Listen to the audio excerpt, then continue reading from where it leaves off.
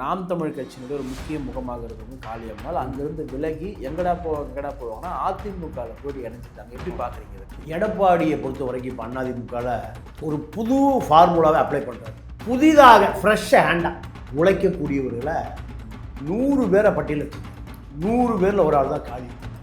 நேரடியாக காளியம்மாளோட எடப்பாடி பேசிய பிறகு தான் காளியம்மாளை அதிமுகவில் சேர்ந்து.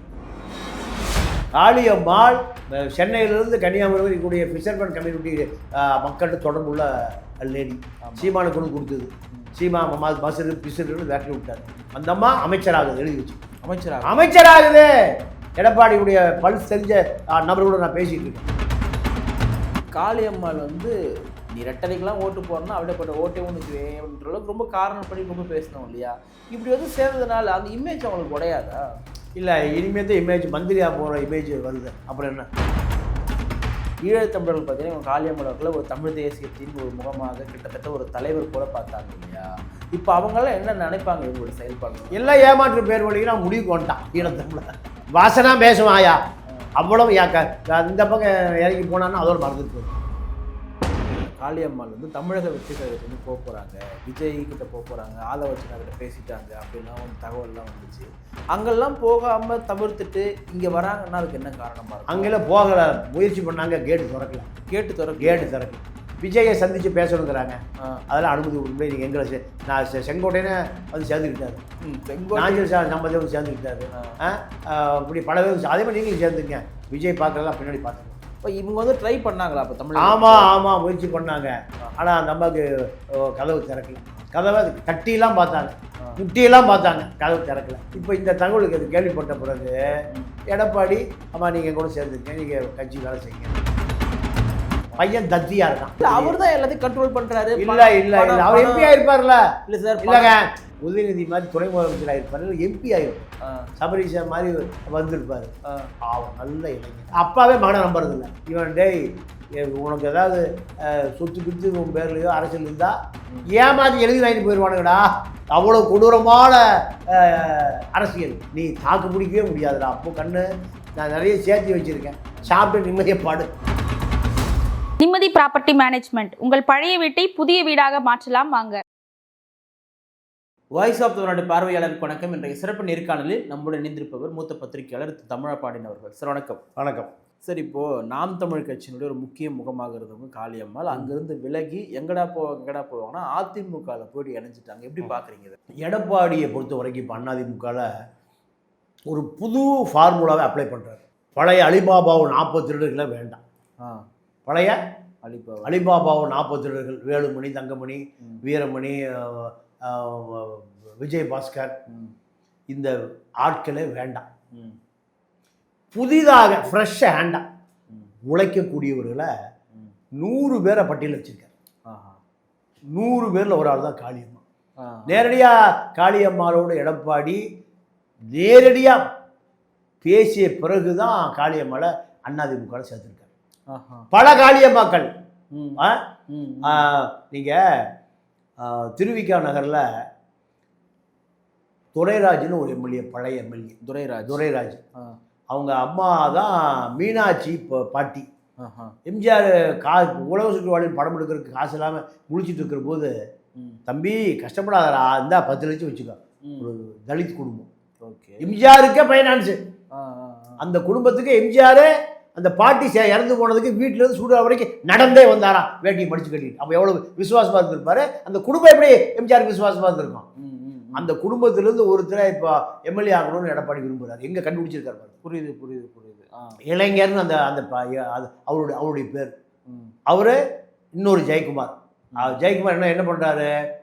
திருவிக்கா நகரில் அந்த இளைஞர் துரைராஜ் குடும்பம், அப்போ மீனாட்சி பாட்டி குடும்பம் வந்துன்னா ஊரே ஒட்டு மொத்தமாக பின்னாடி போயிடும். அந்த இளைஞனுக்கு சீட்டு கொடுத்தா, துரைராஜ் மானுக்கு சீட்டு கொடுத்தா, ராயபுரத்தில் இருக்கிற தலித்துக்கள் மீனவர்கள் போய் எங்கே போயிடுவான்? திருவிக்கா நகர் போயிடுவான். ராயபுரத்தில் ஜெயக்குமார் வேலை செய்யறதுக்கு ஆள் இருக்கார். எப்படி கேண்டட் பிடிச்சிருக்காரு பாருங்க. அதே போல தான் காளியம்மாள் சென்னையிலிருந்து கன்னியாகுமரி இருக்கக்கூடிய ஃபிஷர்மேன் கம்யூனிட்டி மக்கள்கிட்ட தொடர்புள்ள லேடி. சீமானுக்கு ஒன்று கொடுத்தது. சீமா பஸ்ஸு பிசுன்னு வேட்டி விட்டார். இப்போ அந்த அம்மா அமைச்சராகுது, எழுதி வச்சு அமைச்சராகுது. எடப்பாடியுடைய பல்ஸ் தெரிஞ்ச நபரோட நான் பேசிட்டு இருக்கேன். அமைச்சராகுது. காரணம் நீங்க அந்த அம்மா ஒரு பெரிய என்ஜிஓவா இருந்தது. மீனவர்கள் மத்தியில் பெரிய செல்வாக்கு. கன்னியாகுமரி வரைக்கும் இருக்கக்கூடிய மீனவர்கள் அத்தனை பேரும் அந்த அம்மா அண்ணாதிமுக கொண்டு ஜெயபால் ஒருத்தர் இருந்தார், காணாமல் போயிட்டார். இப்போ காளியம்மாள் வந்து நாம் தமிழர் கட்சியில் இருந்தவங்க, ரொம்ப கடுமையாக திராவிடத்தை எடுத்து பேசினவங்க, ஈவன் திமுக அதிமுக ரெண்டுத்தையுமே வந்து போட்டு பேசினவங்க. நீ ரெட்டலைக்கெல்லாம் ஓட்டு போறேன்னா அப்படியே போட்ட ஓட்டே உனக்கு வேணுன்ற அளவுக்கு ரொம்ப காரணம் பண்ணி ரொம்ப பேசினவங்க இல்லையா? இப்படி வந்து சேர்ந்ததுனால அந்த இமேஜ் அவங்களுக்கு உடையாதா? இல்லை, இனிமேல் தான் இமேஜ் மந்திரியாக போகிற இமேஜ் வருது. அப்புறம் என்ன இங்கே கொள்கைங்கிறதே நான் மீண்டும் மீண்டும் சொல்கிறேன் சார், திராவிட இயக்கங்களுக்கு கொள்கை என்பதே கிடையாது. இதெல்லாம் நீங்கள் அதிமுக திமுக கூட்டம் போடுறாங்கல்ல, ஒரு 5000 பேர் உட்கார்ந்துருக்காங்கல்ல, 5000 பேர் ஒரு வெகுஜனம் தானா விரும்பி போன ஒரு ஆளை காமிங்க. நீங்க பார்த்து காசு தான். நீங்க இப்போ நேரு கூட்டம் நடத்தினாரு, 1 லட்சம் சேர் போட்டு வச்சிருந்தாரு. 1 லட்சம் பேர்ல ஒரு ஆள் பஸ் காசு எடுத்து செலவு பண்ணி தஞ்சாவூர்ல இருந்து இந்த கூட்டத்தை கேட்கலான்னு வேணா போய் ஒரு ஆளை காமிக்க முடியுமா? கூட போயிருக்கா? தெளிவா இருக்கீங்க. இதுதான் அதிமுக திமுக. இங்க கொள்கைங்கிறதெல்லாம் கிடையாது. இவனே கூட்டம் போட்டு, இவனே குவார்டர் கொடுத்து, காக்கா பிரியாணி கொடுத்து, ஓல்வா பஸ்ஸில் ஏற்றி ஏசியை போட்டு கூட்டிகிட்டு போய் ரூம் போட்டு கொடுத்து, சரக்கு வாங்கி கொடுத்து, எல்லாம் பண்ணி வச்சு உட்கார வச்சு இவனே கொடியை கட்டி இவனே கொடியை வச்சுட்டு போகிற கட்சி தான். இதில் எங்கே கொள்கை இருக்குது? ஆனால் 50 ஆண்டுகளுக்கு முன்பே தொண்டனே கொடி கட்டுவான், தொண்டனே செவுறு எழுதுவான், தொண்டனே ஓட்டு கேட்பான், தொண்டனே கொடி பிடிப்பான், காலையில் எழுந்திரிச்சு பொண்டாட்டி ஃபுல்லாக குழந்தை குட்டியோடு போவான். இதெல்லாம் எப்போ? 50 ஆண்டுகளுக்கு. இப்போ நீங்கள் அது எனக்கு தெரிஞ்சு திமுக அதிமுகவில் பிடபிள்யூ கான்ட்ராக்டராக இருப்பான். அப்போ சசிகலாவில் போய் சொல்லுவான், அம்மா இந்த வேலை முடிச்சு கொடுத்தம்மா, அது 7 கோடி இந்தாங்கம்மா, 20%, 1 கோடி 40 லட்ச ரூபா. அப்போ அந்த அம்மா சொல்லும், நீயே மந்திரி ஆயிர. யார? அந்த contractor, PW contractor, highways contractor. அப்படி பல பேர் மந்திரியானவன் தான் இந்த எனக்கு தெரிஞ்சு அதிமுக திமுக. ஏன்னா 100 பேரை சொல்ல முடியும். உதாரணத்துக்கு அதிமுக சண்முகவேல், இப்போ உடம்பல்பேட்டை சண்முகவேல், அவர் ஒரு கான்ட்ராக்டர். இப்படி ராணிப்பேட்டை காந்தி திமுக சாராய கடத்தல் வித்தாள், சாராய கடத்தை போலீஸ் பிடிக்காமல் இருக்கிறதுக்கு துரைமுருகன் வந்து கருணாநிதி குடும்பத்தில் வர இப்போ அவர் மந்திரி. இப்படி பல பேர் என்னால் சொல்ல முடியும். அப்போ இங்கே எங்கே என்ன கொள்கை இருக்குது? காளியம்மாளுக்கும் கொள்கை இல்லை, கவாத்தம்மாளுக்கும் கொள்கை இல்லை. நீங்கள் ஈழத்தமிழர்கள் மத்தியில் உங்கள் எல்லாருமே தெரிஞ்சவங்க தான். உங்களுக்கு ஈழத்தமிழர்கள் பார்த்தீங்கன்னா இவங்க காளியம்மாள் அவர்களை ஒரு தமிழ் தேசியத்தின் ஒரு முகமாக கிட்டத்தட்ட ஒரு தலைவர் போல பார்த்தாங்க இல்லையா? இப்போ அவங்களாம் என்ன நினைப்பாங்க இவங்களோட செயல்பாடுகள்? எல்லாம் ஏமாற்று பேர் வழிக்கு நான் முடிவுக்கு வந்துட்டான் ஈழத்தமிழ. இவங்க பூரா வாசனா பேசுவாயா, அவ்வளவு இந்த பக்கம் இறங்கி போனான்னா அதோட மறந்துட்டு போயிடும். மேடையில் பேசுவதோடு சரி, பல வைகோக்களை பார்த்தாச்சு, பல ராமதாஸை பார்த்தாச்சு. ராமதாஸ் கேபினெட்டில் இலங்கைக்கு இராணுவ உதவி செய்யுங்க, சிங்களனுக்கு மருந்து உதவி செய்யுங்கன்னு மகன் கேபினெட்டில் ஹெல்த் மினிஸ்டர் இருக்கும்போது கைது போட்டு மகன் யாருக்கு ஆதரவா?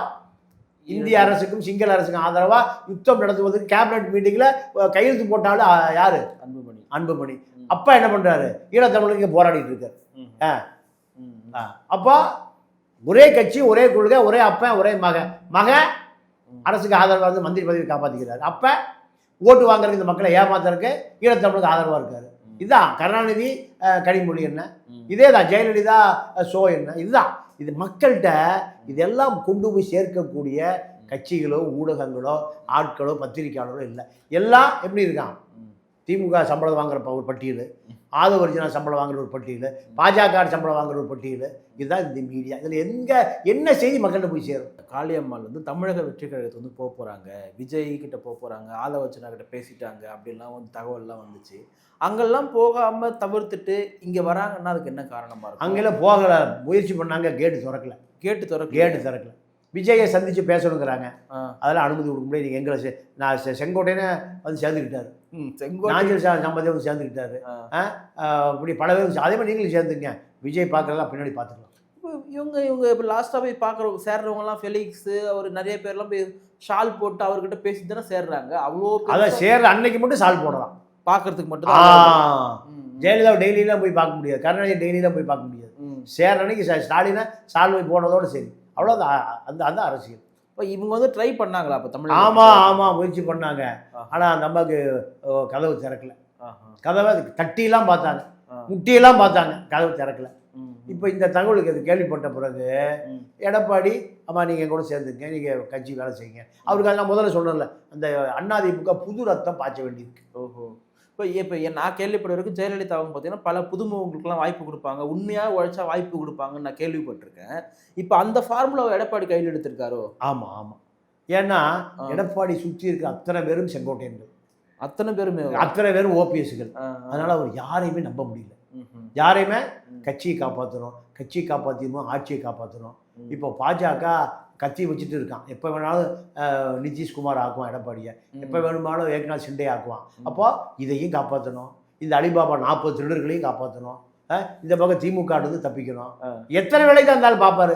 பையன் தத்தியா இருக்கான், சூதுவாது. அவர் தான் எல்லாத்தையும் கண்ட்ரோல் பண்றாரு. இல்ல இல்ல இல்ல, அவர் எம்பியா இருப்பார்ல. இல்ல சார், இல்லங்க இருக்க சார்.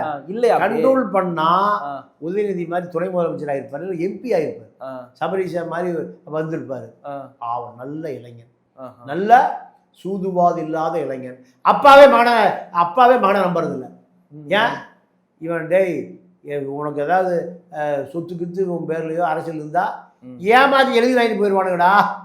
அவ்வளோ கொடூரமான அரசியல், அப்படி கொடூரமான அதிகார மையம், நீ தாக்கு பிடிக்கவே முடியாதுடா. அப்போ கண்ணு நான் நிறைய சேர்த்து வச்சிருக்கேன், சாப்பிட்டு நிம்மதியை பாடு. உன்னை ஏமாத்திடுவானு அவ்வளோ பேர் நல்லவனையே பார்க்க முடியாது. என்னையவே ஏமாத்துறானுங்க, என்னையவே வித்துறானுங்க. அதனால இந்த தலைவலியெல்லாம் உனக்கு வேண்டாம் கண்ணு, அமைதியாயிரு, இப்படித்தான் வச்சிருக்காரு. அப்போ இதுதான் எடப்பாடியுடைய அளவுகோல். யாருமே அரசியலில் ஜெயலலிதாவுடைய வீழ்ச்சி என்ன நடந்தது, எப்போ செத்து, ஏன் செத்து, எங்கே செத்துன்னு அது தெரியல. கருணாநிதி ஒரு பெரிய கார்பரேஷனாக வச்சுருக்காரு, மகன் மருமகன் பேரன் பேத்தின்னு. அந்த கார்பரேஷன் அந்த கட்சியை பார்த்துக்குது. எடப்பாடிக்கு சொல்கிறேன், எனக்கு காலங்களை வாரிடாத வேலுமணி, எனக்கு பின்னாடி நீ கட்சி எடுத்துக்க, நான் இருக்க வரைக்கும் என்ன விட்டுரு. காலை வாரம்னு 24 மணி நேரம் யோசிக்காத. நம்பர் 2 வேலுமணி தான். வேலுமணி தான். நீ காலை வாரிடாத. எப்போ பிஜேபியோட சேர்ந்து காலை வாரதுக்கே பார்க்குற, எப்படா பின்னாடி தள்ளான்னு பார்க்குற. வேலை செஞ்சுட்டே. ஏன்னா எடப்பாடியை விட 22 துறை அமைச்சராக இருந்தவர் வேலுமணி தான், இந்த 16-21 ஜெயலலிதா மரணத்துக்கு பிறகு. அப்போ அவருக்கு இந்த நாற்காலி வெறி அலிபாய்க்கு. அது அமித்ஷா வேற ஜக்கி எல்லாம் நீதாயா முதலமைச்சர் வேற சொல்லி வச்சிருக்காங்க. காவி அண்ணாவை எடுத்துட்டு அமித்ஷா அந்த படத்தில் போடுறதுக்கு வேலுமணி தயாராக இருக்கார். எடப்பாடி இல்லைன்னா அண்ணா இடத்துல யார் இருப்பா?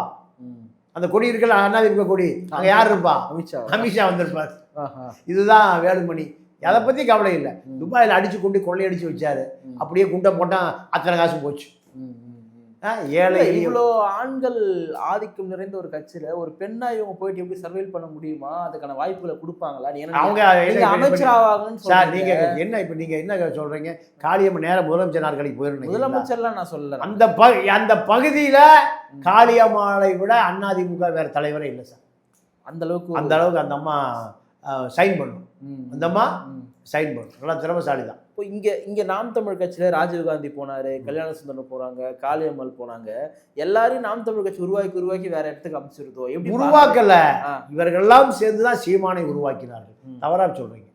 இவர்கள்லாம் இன்னைக்கு சீமா தலைவரோ பொதுச் செயலாளர் கிடையாது, ஒருங்கிணைப்பாளர். ஆமா, அங்க கரையால் புற்று வைக்க கருணாக பூந்து கொண்டது. அதுதான் சீமா. இப்போ இந்த பக்கம் வந்து திமுக கூட்டணி பார்த்தீங்கன்னா எல்லா கட்சிக்குமே வந்து சீட்டை வந்து குறைச்சிக்குங்கன்னு சொல்கிறாங்க. காங்கிரஸ்க்கு 25 குத்து 28 ஆகிட்டாங்க. கம்யூனிஸ்ட்டை குறைச்சுங்கன்னு சொல்கிறாங்க, விசிகா குறைச்சுங்கன்னு சொல்கிறாங்க. இப்போ வந்து தேமுதிகவுக்கு வந்து சீட்டை வாரி கொடுக்குறாங்க, ராஜ்யசபா கொடுக்குறாங்க. எப்படி பார்க்குறீங்க? இந்த கூட்டணி வெளியே விரட்டி விட்டால் கூட யாரும் போக மாட்டாங்க. என்ன சார் இப்படி சொல்கிறீங்க? ஆமாம், சீட்டை கொடுத்தாலும் அதே கூட்டணி தான், கொடுக்காவிட்டாலும் அதே கூட்டணி தான். இதுதான் திமுக கூட்டணி. அதனால அங்க யாரும் சுயமரியாதை இல்லை. காங்கிரஸ்க்கு இப்போ 3 எக்ஸ்ட்ரா பண்ணி கொடுத்துருக்காங்க. இப்போ போனப்போ 25, இந்த 28.